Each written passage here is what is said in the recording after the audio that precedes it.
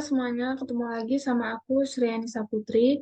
Nah, di sini aku mau jelasin tentang kelebihan dan kekurangan dari setiap jenis topologi. Langsung saja yang pertama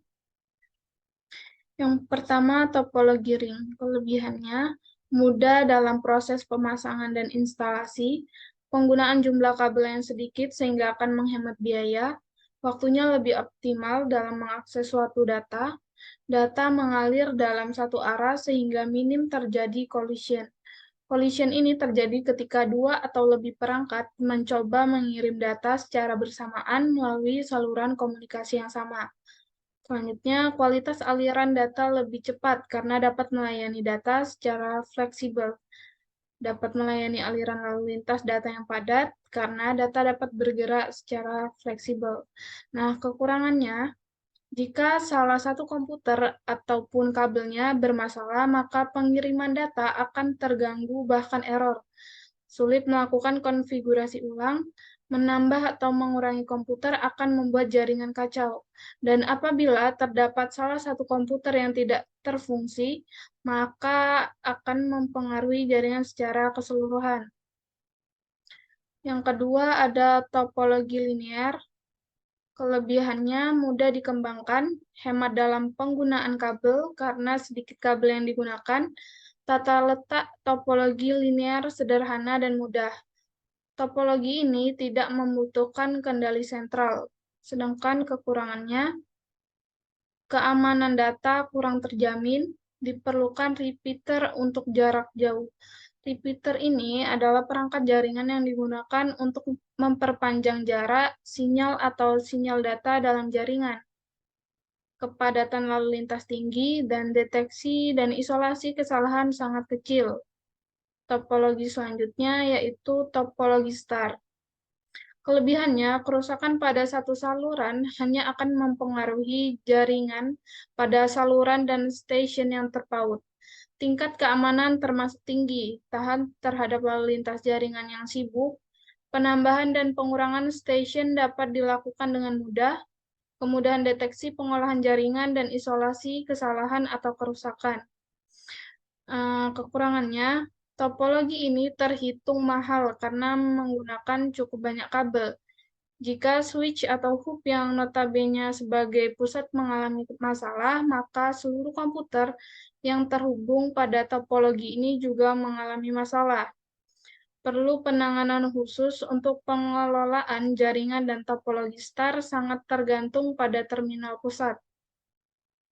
Yang keempat, ada topologi tree.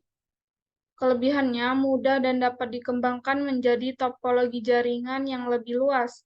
Susunan topologi ini terpusat secara hierarki, sehingga pengaturan data menjadi lebih mudah.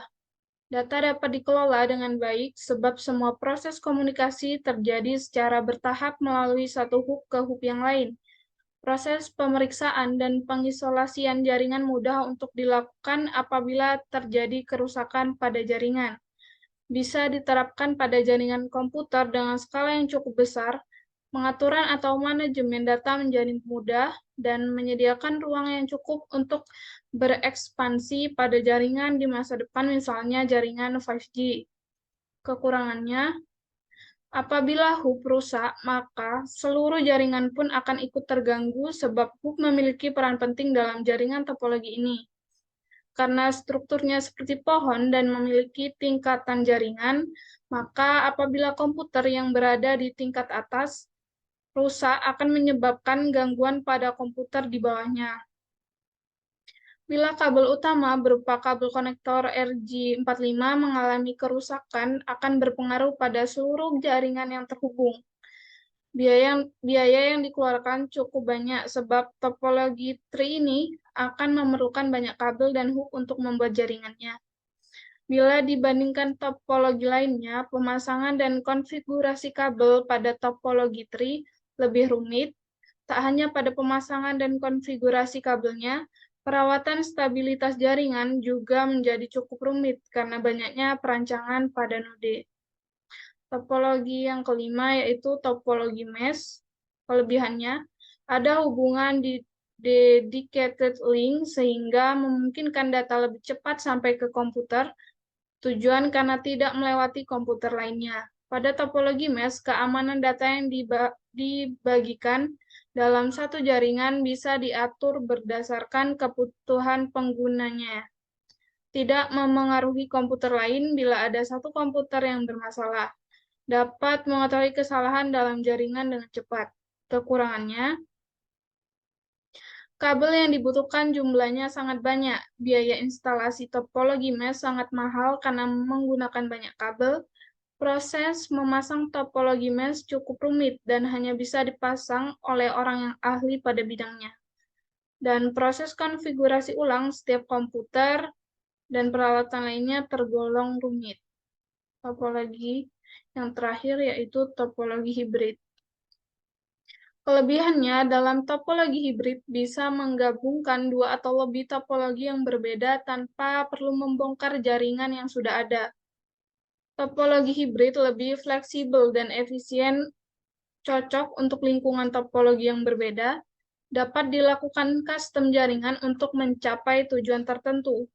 Aliran data tetap maksimal meskipun menggabungkan dua atau lebih topologi jaringan yang berbeda. Memudahkan penambahan node atau perangkat jaringan baru, kecepatan jaringan lebih konsisten karena menggabungkan kelebihan topologi pembawa. Kekurangannya, biaya membangun topologi jaringan ini mahal karena membutuhkan banyak perangkat dan biaya perawatannya juga lebih mahal. Instalasi dan konfigurasi jaringan sangat rumit karena ada minimal dua topologi jaringan yang berbeda. Itulah penjelasan tentang kelebihan dan kekurangan dari setiap topologi. Terima kasih.